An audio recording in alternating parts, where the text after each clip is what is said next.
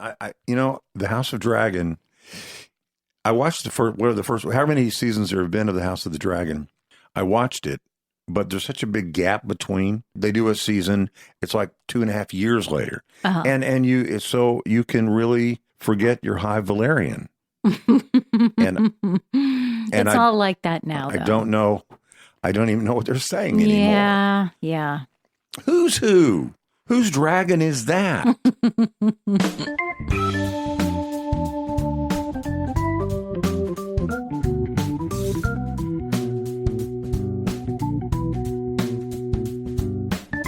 Wilder Show podcast.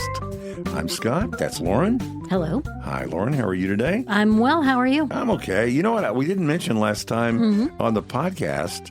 I was on for Mark Davis. You're just getting so used to it. Yesterday and today. So, anyway, if you could go back in time on Monday and Tuesday of this week, meaning yesterday and today, hope you'll join me at AM 660 in Dallas, Fort Worth. My expectation is it's going to be a wonderful couple of days. No doubt. So please join me. And by the way, if you can go back in time, I also want to talk to you because I have some projects I would like to use that for. Podcast at wildershow.com. That's right. Wilder Show podcast drops Tuesdays and Fridays, 6 a.m. Central Time or before on Spotify, Apple Podcasts, iHeart, Amazon, YouTube, on the TikTok every now and again, on Instagram as Wilder Show Pod. And as Lauren mentioned, the email is podcast@wildershow.com, or you can just engage us wherever you find the podcast, which is really everywhere. I mean, it is everywhere on your platform. Just give us a thumbs up and a like, and all that really helps in the algorithm of things. So wherever you get your podcast, would you like, rate, follow, subscribe, and share? And we really appreciate that. Let's start on a rather serious note. I hate to, but I want to give it the due that it deserves. The Pentagon has identified the 2 U.S. soldiers killed in the recent Iranian strikes in Jordan, and they are First Lieutenant Tyler James Freehan, 25, of Eva Beach, Hawaii, and Private Isabella Gonzalez, whom you've heard of by now, 19, of Carrollton, Texas. 19 years old. 19. And these casualties occurred during that attack on the air base in Jordan, and it raises the total number of U.S. service members' deaths to 17. And by the way, there are some reports that I'm getting that there are many, many more injured in that Iranian strike than just those who were killed, Freehan and Gonzalez. And that number is substantial. So I think there's more somber news coming. Yesterday was Moon Landing Day, July the 20th. I talked about this on the Mark Davis show. Moon Landing Day, sort of the where were you when. And I'd probably say a little bit more about it here. You watched the moon landing? I did. Yeah. And you were in Minneapolis? I know. I was in Chicago. I was in suburban Chicago in the house that we lived in. At the time, I was sitting in a blue. No, I think I might have been sitting on the floor, but I have a memory of this blue chair that we had in the house at the time. Isn't that weird? Because I have that same kind of memory about it. And my memory was that it was the middle of the night, that our parents... It was just 3 boys then, just the 3 Wilder boys. My sister was not born yet, and was about to be, but was not born yet. And so my memory was that my parents had awakened us and dragged us into the only room that had a television, and a little console TV, and we all sat there and watched. I remember being really tired, and maybe other kids did this, but I wasn't sitting on the couch the way a human sits on a couch. I was sitting on the couch with my rump back where your rump goes, but my back was where your legs go. Yeah. And my legs were where your back goes. And my head was upside down watching the moon landing. It is human. It's human little boy. It's probably so. I still remember the feel of the fabric and the look of the fabric of that couch. Yeah. I can see it in my mind that that couch. It's probably not that different than the blue chair that I'm remembering in our house at the same time. Yeah, very much of the time.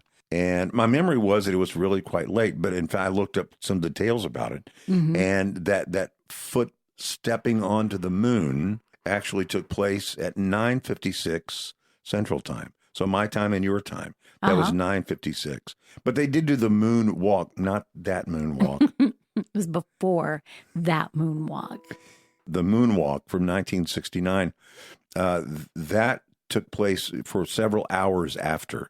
And so somebody, when I mentioned it on the Mark Davis show, somebody sent a text real quick and said, hey, listen, well, it went well beyond that. And it's like till 4 o'clock in the morning. They were saying they were awake until about 4 o'clock.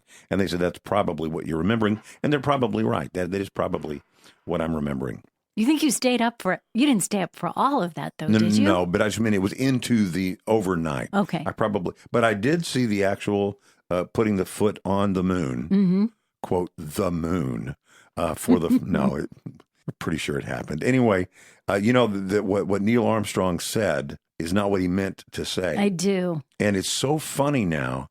And of course, now it's past because it was yesterday. All the airing of things was yesterday. But if you listen to it, you can hear it. You can hear his pause because he says, and I'm not going to play it, but he says, that's one small step for man, one giant leap for mankind. But he pauses between. And the reason he pauses between is because that's not what he meant to say. You think they just had to edit out where he said, dadgummit? No. Right. Now, it wasn't a podcast. But no, what he meant to say, he blew his line, but good for him. He kept on going. You press through. What he meant to say was, that's one small step for a man, one giant leap for mankind. And see, that makes sense because one small step for man, that is short for mankind. So it so he meant, but if you listen back to it, you'll hear that pause. And every time I've heard it, knowing what he meant to say, I think, oh, that's so great. I kept thinking about what's going through his mind. It's like, yeah, dope. So 1969. And, I talked on the radio yesterday at the Common Experience, and we had Common Experience over the weekend. We had the World Cup. 1.8 to 2 billion people worldwide watched the World Cup. And that number would have been double, except it was the same weekend that the Odyssey opened. So we had other things to do. It could have been even more. But that's a lot of people. And so I went back and I looked at the information about the moon landing, because you think the moon landing, that had to be like, everybody. I mean, everybody in the world. But it was only 500 million people. Only 500 million people watched the moon landing. Out of how many at the time? See, that's the interesting point. Yeah. There were 3.6 billion people in the world. And you say, well, 500 million out of, 3.6 billion. I mean, that's still not that many. I mean, it seems like a moon landing would be a lot more popular than soccer. Wait, in 1969, only about 600 million people in the world had access to a television set. Of course. So 500 million of the pool of 600 million, 5 out of every 6 people in the world were watching the same thing at the same time. Isn't that something? So happy moon landing day. That was yesterday. And real quickly, a weekend of sports. Even if you're not a sports person, it was a great weekend for you because you had lots of time to do other things, to go without being irritated by those other people who like all the sports and stuff. But a huge weekend for sports lovers. I got a very early Sunday morning, like 3, and I began to watch the British Open because it played in Scotland, and they were already playing at like 3:30. So I start watching it, and then I have a brief pause, go to early church, and then come right back to the British Open, watch the British, or they call it the Open Championship. We call it the British Open. But so that was on until about 2 o'clock. And then the final match in the World Cup, that was on like at 2 o'clock. And that was on from 2 to, I don't know, whatever it was, 5. And then after that, I know it's not for everybody, but there was the NASCAR on Sunday night at the historic North Wilkesboro. That is a track that was built like in the 40s. Oh, yeah. And it went into disrepair. I mean, really disrepair. Like if you were watching a movie and it was like West Texas where tumbleweeds blow across it and stuff is growing out of the ground where it used to be concrete. Cracks. Yes, like that. And it was restored. Wow. And in the last couple of years, they put it back in the circuit. And anyway, it was good. And as you know, I'm a Ford guy, and I like Blaney. But it was okay that Logano won because it was still a Ford. So it was a good day. You might as well be speaking Greek. So that was a really good sports day on Sunday. You said you were going to go see the Odyssey movie. Did you go see it? No, I didn't. I hate to disappoint you. I know you were just waiting with bated breath for my review. I think we're going to try again next weekend. Okay. Part of the reason was, first of all, it's 3 hours long. That's the and thing. I do have a life, and the people who were going with me do have some other things to kind of work around too. And also it was very crowded. Yeah. I mean, all of the showings, we didn't want to drive really far away. There were a few theaters that were, sold out. Or if not sold out, they might have a ticket here and 2 tickets there and 1 ticket there. And we just thought, we're just going to give it another week and we'll go next week.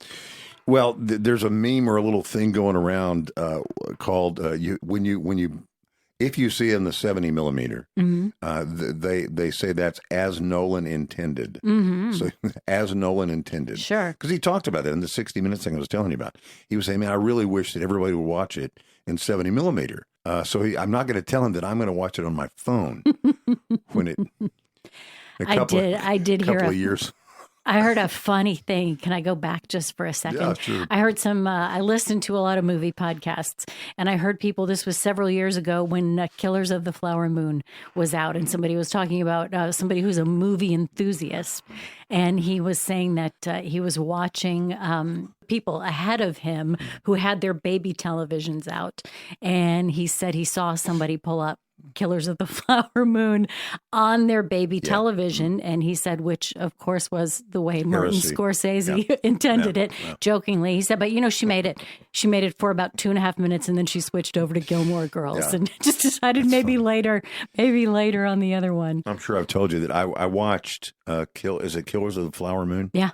I watched that movie on my phone, but it took me like 7 different attempts. It was on a plane. It was like, I kept falling asleep in it. Really? Yes. Well, it was probably me, or maybe do you it was get the flight. sleepier on airplanes too? Do I guess, yeah. Something But about the altitude. But I kept going because I love Scorsese, and I wanted to, have the full sense of it all, and I did. Yeah. It was good. I don't know if you can get the full sense of it on your phone, though. I had good headphones.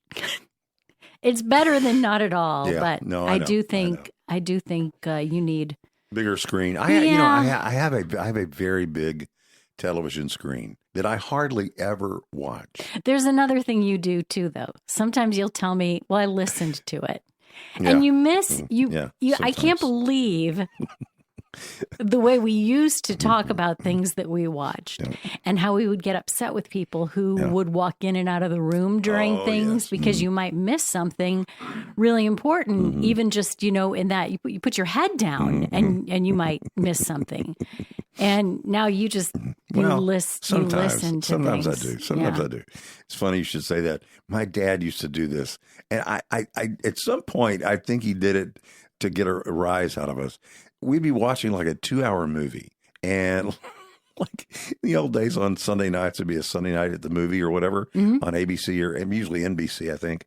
And we would be watching it as a family, and there'd be like 5 minutes left, and my dad would get up to go take a shower. It's like, Dad. It's like, he would also say a thing like when it came to the epilogue of where it's all wrapped up, you know, he would always say it just like this. He'd go, "Pretty speeches," as he walked out of the room. Hey, you ever play a Trump speech bingo? I never have. Like a bingo card with words or phrases. Sounds fun, though. That are pretty much expected to be heard.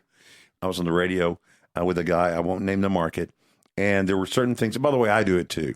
I have things I say in my time on the radio that somebody could say, "Oh, Wilder always says this or always says that." especially in the thing that we were doing at the time, because it called on me to say certain things. Mm-hmm. Anyway, somebody might say, oh, well, Wilder's got his own little sayings he always says.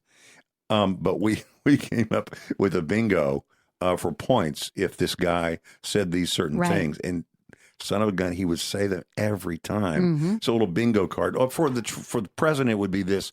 You might put phrases on there like, believe me. Yeah. Believe me. Or how about tremendous? He might say, many people are saying. Like he wants you to think that the thing he's saying, it's not me. Many people are saying, fake news, obviously. China, although that actually is the free center square on the bingo card. Disgrace, the likes of which nobody has ever seen. Total disaster, communist, beautiful, things like that. Stolen election, exactly. Not saying it's not true. Yeah, I'm just saying it gets a lot of mentions. Put a pin in that. We'll come back to that in a second. I remember being at a dinner once 100 years ago at some very nice house in a gated community. Nice people. Some big shot was also a guest there, and he was, holding forth, used to people leaning in as he began to talk. And he was talking about something about his company going public, and he seemed to be sharing some pretty, proprietary information. One of the guys there at the dinner nervously chuckled and said, don't they call that insider trading? And I quickly attempted to deflect. I said, I think they call that polite dinner conversation between friends. But he was clearly flying pretty close to the sun. Yeah. And I thought about that conversation as I looked at something that we're going to talk about. It has to do with a guy named Gabriel Perez. Do you know who this guy is? I don't. Gabriel Perez. He is Donald Trump's longtime teleprompter operator. Oh. And yeah. And he was placed on unpaid administrative leave after allegations that he made over $100,000 betting on the exact words and phrases the president would use in his speeches. So he was playing sort of the Donald Trump bingo, but on Kalshi or whatever those things are. So he's operated the president's teleprompter since 2016. He has a salary. What do you think he makes a year being in charge of the teleprompter? I'm not really. I'm going to say $100,000. $175,000. Okay. For putting the words in and then making sure they scroll and pause for the weaving. The president does. He was identified by the regulated prediction market Kalshi. And he's accused of using non-public advanced knowledge of Trump's prepared remarks to place wagers on whether specific words would be mentioned in over a dozen addresses, including the State of the Union. That's so bad. So this guy knows he's going to say China 15 times. Mm-hmm. So he takes the bet saying, will the president say China more than 10 times? Absolutely. Sure. You say he takes the bet. Are those are there? It's weird because it is a bet, but I don't know how to explain it except that it's a prediction market. Okay. So it's not really a bet, but there will be things I've never done it, but I've gone on just to look at what the options are. It will say things like, I'll give you an example. Who is the first Trump cabinet member who will leave the administration? And so I look down the thing and it says like, there's a 10% chance it's going to be Scott Turner. Okay. Or a 5% chance. So I put $100 down on that. If for whatever reason he leaves, I make a lot of money, right? Or Tulsi Gabbard. Is it Tulsi? Tulsi. Tulsi Gabbard. Is it Gabbard? Gabbard. Tulsi Gabbard maybe was the one they expected to go first. So those odds, what are the odds of? Right. And you put your money in. And then but it is a bet. It's basically gambling. I guess what I'm wondering is, so things like that seems so narrow to think that you would go there and somebody would have said, how many times will the president say China in his remarks tonight? But they do. I promise if you look it up, wow. It's crazy. Yeah. They'll say, will the president say, whatever, beautiful, more than 3 times? There are people that go to baseball games now. And in the middle of the game, they're holding their phone and they're making side bets on who the next whatever is going to do whatever. I mean, it's crazy. It's bad. It's bad. It's gambling. Anyway, so we all know this is clearly wrong, right? Mm-hmm. Like the guy who made almost $400,000 on the information because he was an insider on the military event in Venezuela. Remember that? Right. When we took Maduro? I mean, that would be wrong, right? Of course. Sure. Of course that's wrong. And what makes it wrong is that you are benefiting on information that the public does not yet know. It's an advantage to know the details ahead of time on the president's speech or the Venezuelan president being scooped up. It's wrong to bet on the number of times the president will say huge in a speech. If you're the guy that actually puts those words in the teleprompter. Of course. It'd be like William Safire taking bets on what Richard Nixon's going to say. William Safire was a speechwriter for Richard Nixon. Mm-hmm. I mean, it makes no sense. Now, enter this story. Trump Media and Technology Group, this is hard to believe, plans to launch a commercial data feed called Truth API, also referred to as Truth PSI.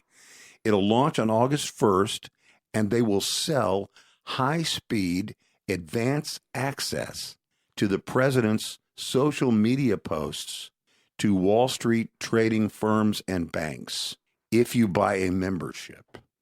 So you can buy access to all those things. Before anybody else is going to know. Well, everybody else who buys the membership will know. They would? Too. How do you deal with that? Well, it would be a smaller number, and you'll know by the price you would have to pay. Here are details. The feed, the system will deliver real-time posts from the 10 most influential Truth social accounts. Most notably who? Of course, the president. Sure. It's his social media thing.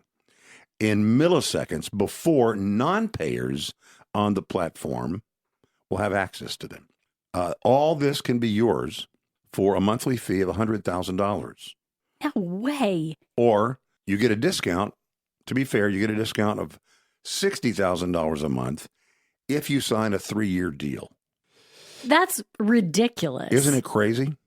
This would allow a sitting president to profit off his own official statements. There are no laws. Yeah. Well, that's the thing. Is it an ethics thing or is it a legal thing? And that's it. It drew jeers from both sides. It's an ethics thing for sure, right? Obviously, yeah. I mean, of course, it's wrong. How is that any different from the teleprompter guy? Except you get to be the pimp, right? You get a percentage of the take. If you'll pay me a certain amount, I'll make sure you have access to the tweets or whatever early. So it's no different from the teleprompter guy. It's no different from the military guy who knew details about taking Maduro from Venezuela. So he makes bets that brought him almost $400,000. How is it different from that except that someone is being paid as an intermediary? It's not different, and it's wrong. And honestly, I can't imagine it will go forward. But I also wonder about the minds of the people who would even consider it. Who is bringing this up? And then people are saying, that's the ticket. That's a great idea. We should do this. That's less surprising to me. That there are people who work for the president who think like that. I think they're paid to think like that. Who are nefarious. Well, or how can we make a few more dollars? Yeah. No, it's true. It's true. Anyway, so look for that. Hopefully that's all going to go away and it's not going to take place. But I just thought, so the White House puts the teleprompter guy on unpaid leave. And the military guy, he's in trouble. He's probably going to go to jail for what he did. But somehow Trump Truth Media or whatever it's called is going to do this basically the same thing, selling insider information to people ahead of time. It's no different from two guys on the golf course and somebody saying, hey, listen, man, the shoe company's about to go public. Go buy as much as you can, sell everything you got, put everything in it. That's insider trading.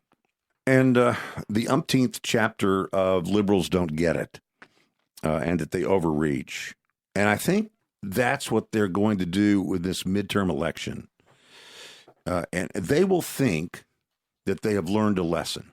And they're going to base what they do in the presidential election and the general election in 2028 on what they think they have learned in the midterms. And they will have miscalculated. That's what I think is going to happen. I think they will make big strides in the midterm, because of change, because of anger about gas prices, about grocery prices. And that will all be possible when you are fighting small battles in blue states where you can be radical and you might be able to win. But they should not mistake what happens in New York with Mamdani or what happened in Maryland or Massachusetts or Illinois with what would be tolerated nationally when it comes to the presidency. Now, that said, if there are wild candidates for the general election, let's say a wild candidate for president gets a lot of attention and has a huge get out the vote nationally. And if nationally the Republican side is so beaten down that the turnout is low, let's say they have a Trump-like candidate on the right, and that is seen as continuing the Trump legacy, and that could be dangerous in a change election climate. And by that, I mean, if the whole world is saying, hey, it's time for a change, even the Republican side, even on the conservative side, they might say, I want to vote conservative, but I don't want to continue just the Trump legacy. Yeah. I want to move on. There may be a whole climate of change, and both sides are looking for change. If the person that is running is so Trump-like or has been attached to Trump, there's a good chance that some of those people will not be energized. Yeah. So how do you get them energized? And if it's Vance, for example, I'm not sure that's going to do it. That's why I think Rubio is going to leave the administration early next year and try to distance himself a bit, establish himself as, the best without the rest. But even then, it will be hard, I think, to see Rubio and not see Trump. I mean, depending on how the war wraps up, if it does, how the economy recovers, if it does, maybe Rubio would have a chance. But what is likely to happen is Republicans will lose the House, and there will be immediate impeachment proceedings against the president.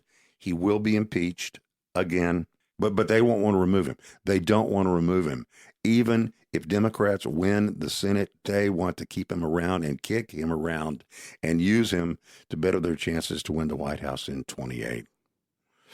And if Democrats take the White House and the Senate and the House, I know this sounds dire, things will never be the same. They will never be the same. It sounds dire because that's what it is. That's why. After taking a bit of a beating in the midterms, Republicans have to gird their loins and get ready for a massive fight for 28. You know what that means, gird your loins? You know what that means, to gird your loins? I know it means to get ready for battle. In the olden times, and I mean the real olden times, like the Jesus olden times and such, men wore long, robes. Was right? the actual protecting of yourself, it right? Was. Yeah.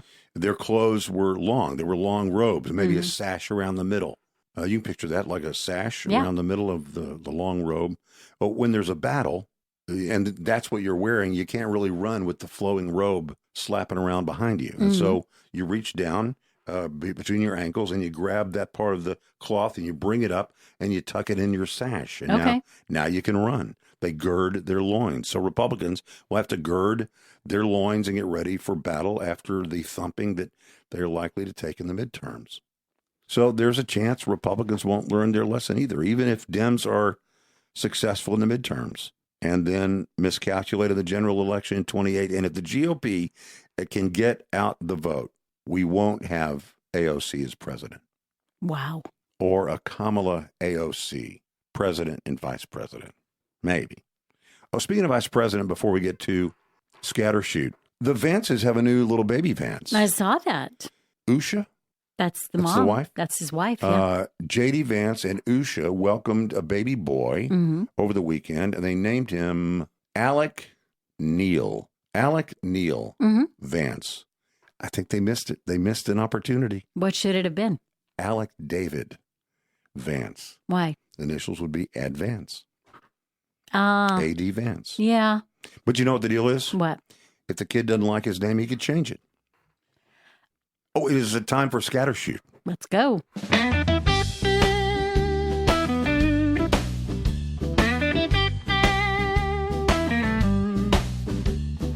Wilder Show Scattershoot. All right. I have a couple of questions for you. Axe away. First of all, there's a word I saw over the weekend that I don't think I'd ever seen before. And then there's another word that, I mean, I guess it's a word, but I've started to see it a lot. Like even in, I've seen it in books, and I'm not talking about necessarily. I mean, not classic literature. Okay. But not the housemaid. All I read or is a magazine. Classic literature. No. So I'm sure I can help you. Okay. So the first word is anonymized. Anonymized. I have seen that. Have you seen that? Yeah. Mm-hmm. Is it only recent? Mm-hmm. Yes. Anonymized. And what does it tell me what it means? It means what context? What was the what does it mean, and in what context did you see it? Anonymized. I think what it means is to make something anonymous, to make something that is tied to one thing or another, or to one person or another, and to make it unattached, to make it detached from that thing. Anonymize. I was reading a piece, I think from the Atlantic over the weekend, and it was about a woman who had been in jail for, it was a very, very long story, but anyway, it involved a lot of different people. And at one point it said individuals referred to only by their first name have been anonymized to protect their safety. I'd never seen that before. Interesting. It probably is a recently made up word. I mean, I think it I take no credit in figuring out what it means, because it's pretty obvious. I mean, it could be pretty obvious what it means, but yeah, I think that's fairly recent. But I have actually either heard it and or have read it somewhere. Anonymized. Yeah. To be anonymized means that identifying details such as names, addresses, or account numbers have been permanently stripped or encrypted from a data set, text, or sample. There you go. So maybe it is, if they're talking about data being anonymized, maybe it's just that we hadn't heard it.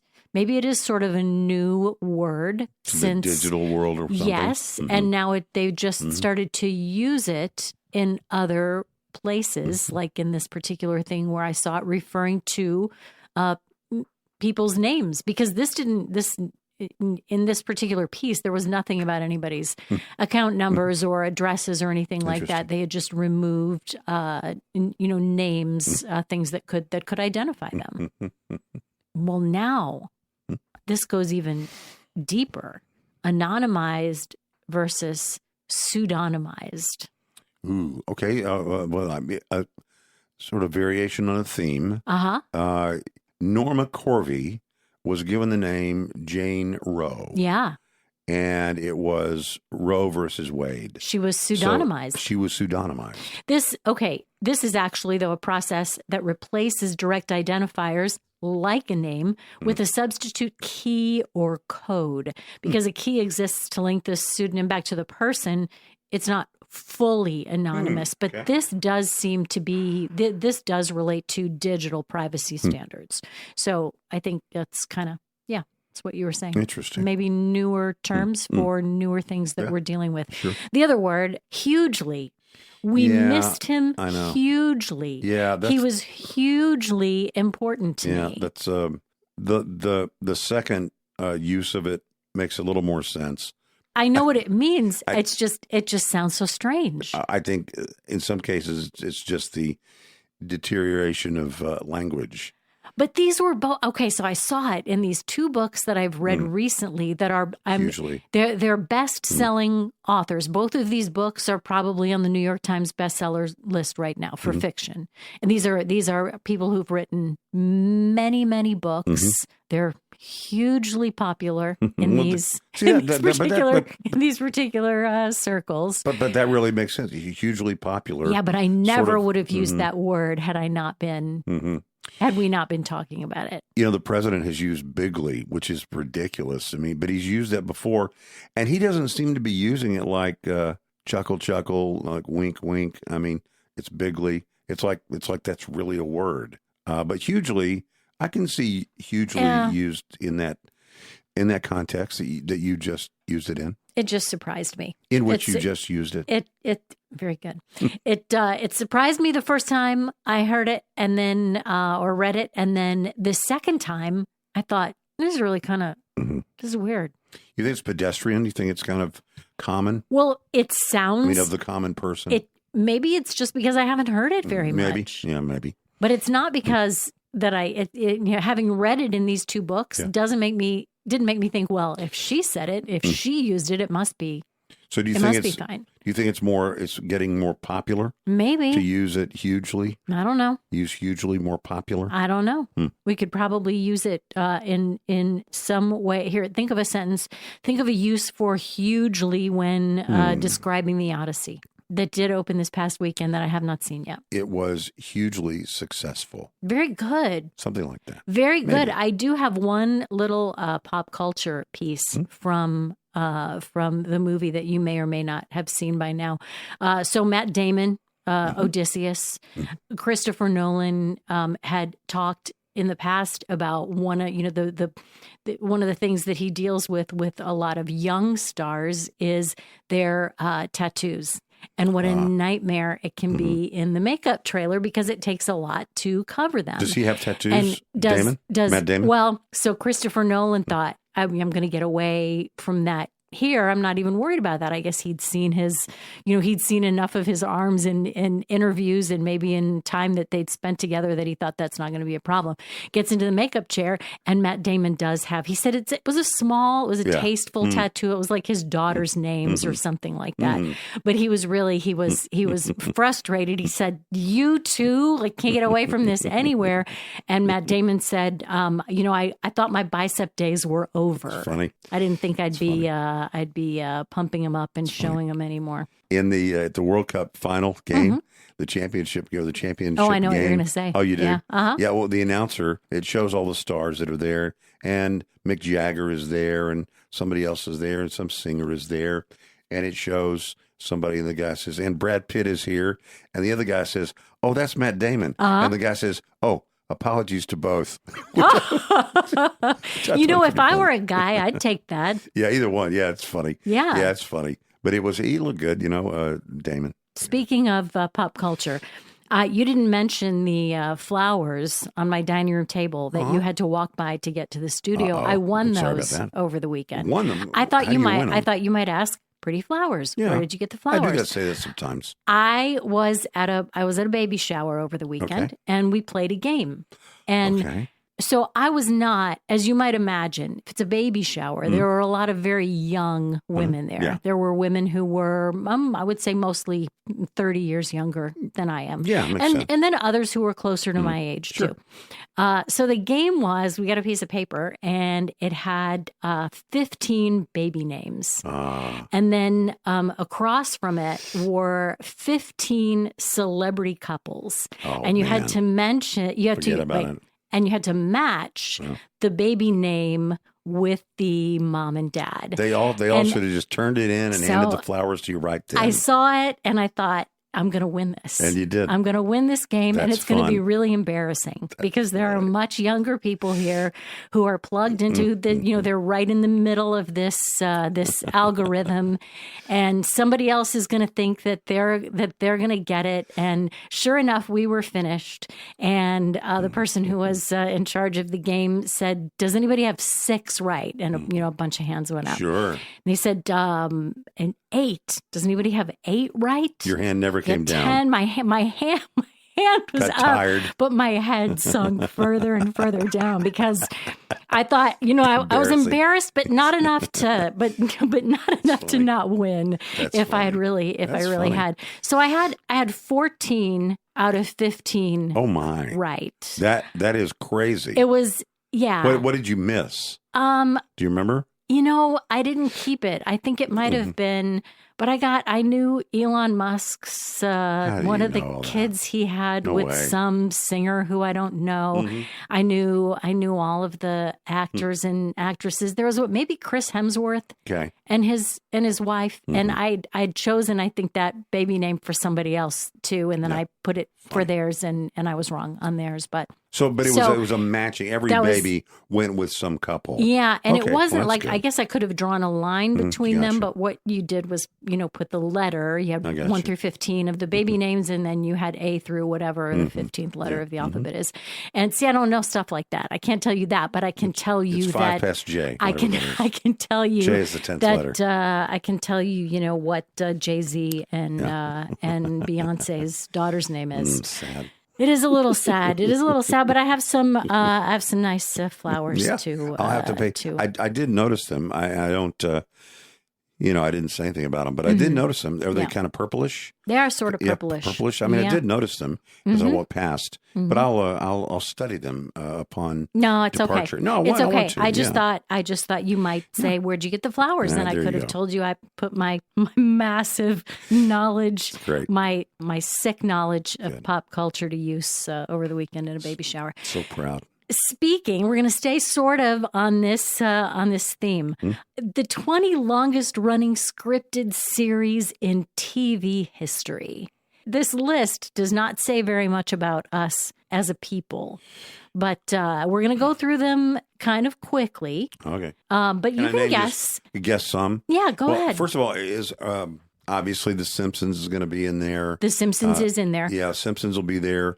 Okay. What does it mean, scripted series? I mean, I understand there are things that are, like reality TV. That's not scripted. That's not scripted. What other things might be in the category of not scripted? News shows? News shows are not scripted. Because the longest running show in television history is Meet the Press. But that's not on the list. Okay. Yeah. So scripted TV shows. There is one. A lot of them are animated. There's one, not a lot, a really? few. Okay. All right, go ahead. But the first one, though, is one that, if I remember correctly, you used to watch. Think Grandma. Dumber. Think Nana. Golly, I'm thinking a lot of those shows that were scripted from ago times, that they were good, but they didn't last very long. Well, think Nana's Stories. Oh, you know what? It's going to be like All My Children. And Bold and Beautiful. Well, not that one, but All My Children. General Hospital. 63 seasons. What's the one with the hourglass? Days of Our Lives. That's number 2. 61 seasons. That's got to be one. Days of Our Lives. Guiding Light. That was my favorite for many years. 57 seasons. So a lot of these are soap operas. Until you get to number 4. And number 4 is Sesame Street. Oh, okay. Two Muppet mentions in one Wilder Show podcast. It's a record. Yeah, number 5, As the World Turns. That was my grandma's favorite. Yeah, that's a Nana's favorite. Yeah, I remember her. Nana, but Grandma and Grandpa. I remember sitting at the kitchen table with them when we would visit, and we would watch As the World Turns. You know what's so great about those shows, really, is that every episode is so different. The Young and the Restless at number 6 with 53 seasons. Let's see, Saturday Night Live at number 7. Okay. That is I said maybe no variety shows. That was incorrect because variety shows do have scripts. I think I was thinking more like talk shows. None of these are late night talk shows. One Life to Live is up there. All My Children at number 9. Number 10, The Bugs Bunny Show. 40 seasons. Really? So there's your first animated. Yeah. Okay. 40 seasons. The Bold and the Beautiful. I would have never guessed that was on for 39 seasons. Yeah. It's still on. You know what? I remember when it began. Yeah. Because it didn't start as a 30-minute show. Probably. And I think it was like coming up after something. It was like in a hammock position between something. It started in 1987. That's for us, that's not that long ago. No, for sure. The Simpsons, number 12. Yeah. That's you mentioned that, right? Another World, another soap opera. Search for Tomorrow, 35 seasons. Soap opera. Number 15 was Mr. Rogers' Neighborhood. Really? Okay. 31 seasons. 31. Number 16, Power Rangers. Can you believe the Power Rangers had 30 seasons? I never would have picked a bunch of these. No, I wouldn't have guessed that for sure. At 17, an early favorite of mine, Captain Kangaroo. Although I was How many of those were there were 29 seasons. That's hard to believe. That Mr. Green Jeans and got the moose and the rabbit and the Town Clown. I was really I was deathly afraid of the Town Clown, but I do remember that being on until adulthood for me, and it must have been if it started in 1955 and it was on for 30 years. Yeah, it's a little creepy. It was a little creepy, the show. No, it wasn't creepy. Yeah, I thought it was a little bit creepy. It wasn't just creepy. A little creepy. I think I've talked about this. I know I've talked about this on the radio with you probably. I don't think we've ever talked about it on the podcast, though.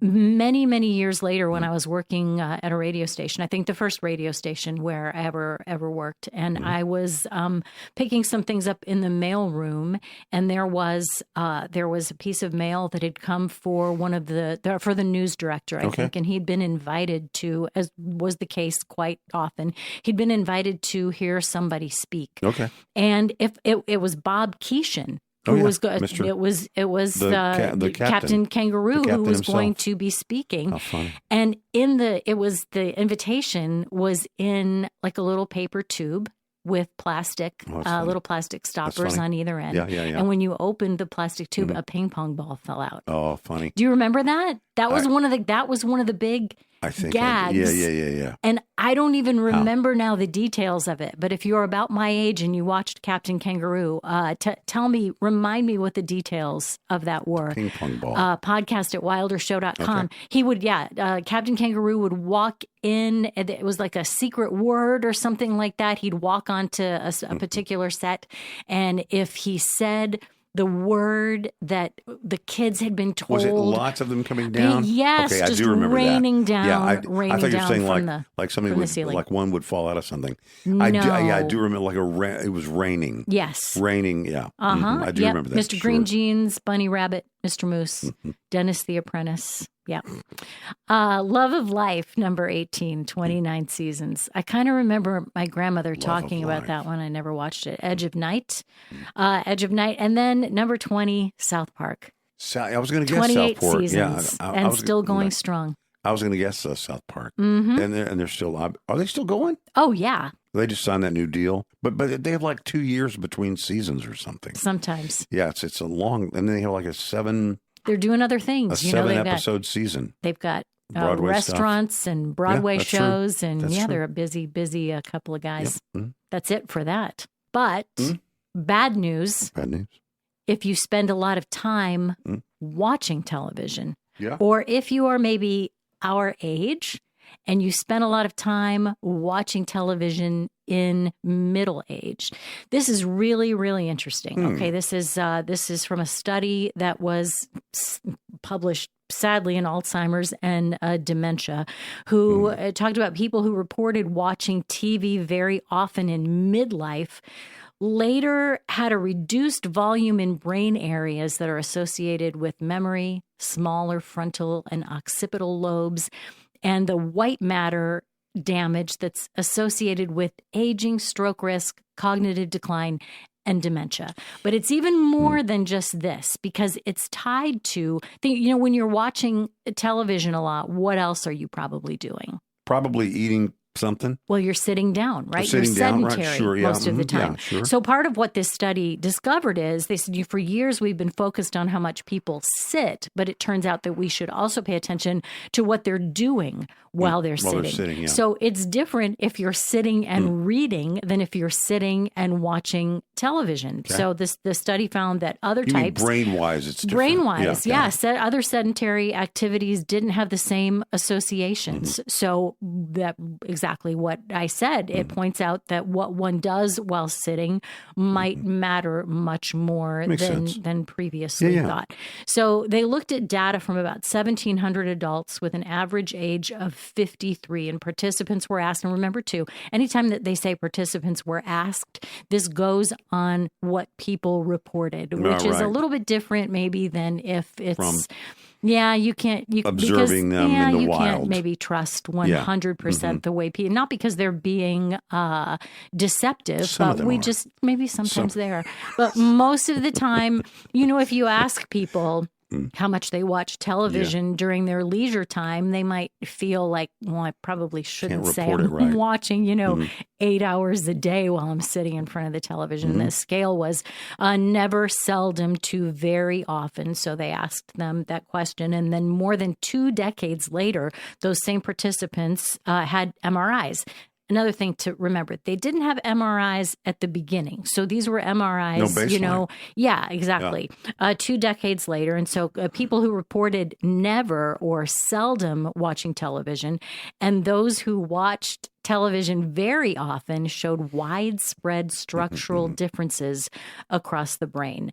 And it gets a little more scientific than that, talking about, like I said before, white matter and occipital lobes and things like that. But if you are, and it had nothing to do, like all of this was separate from your physical activity, your body mass index, whether you are a smoker or a drinker. This is just the television watching that they were reporting on.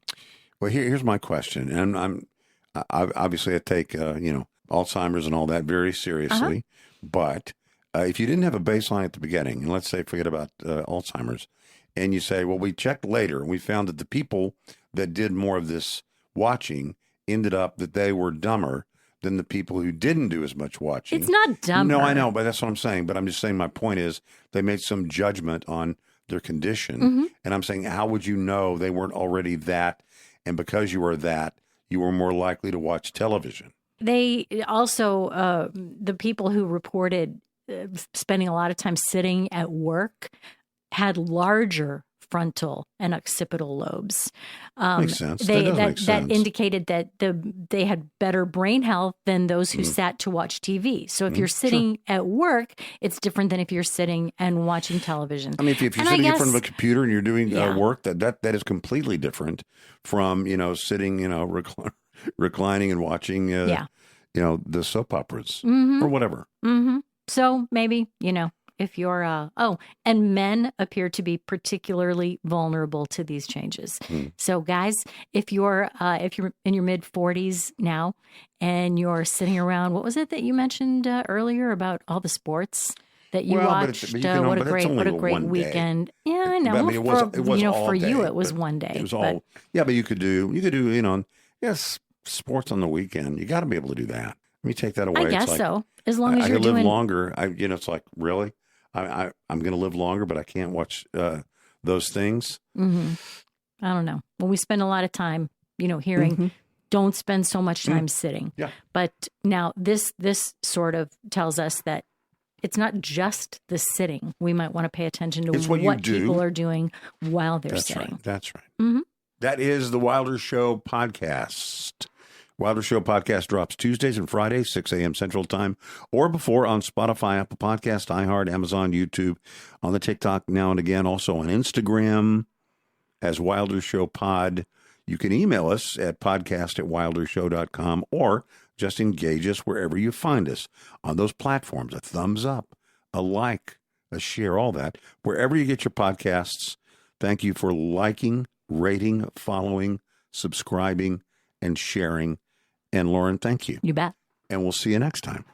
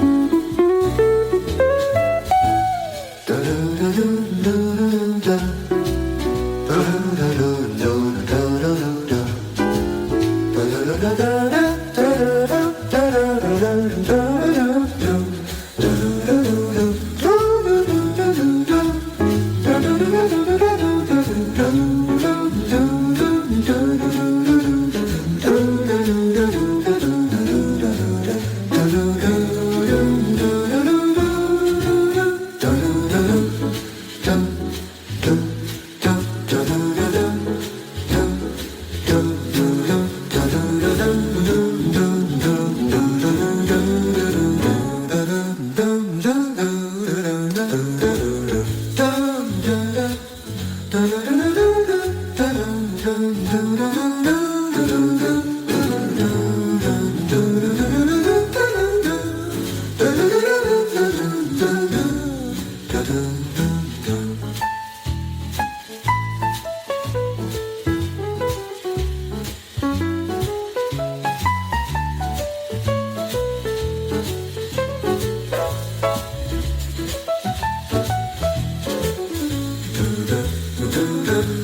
do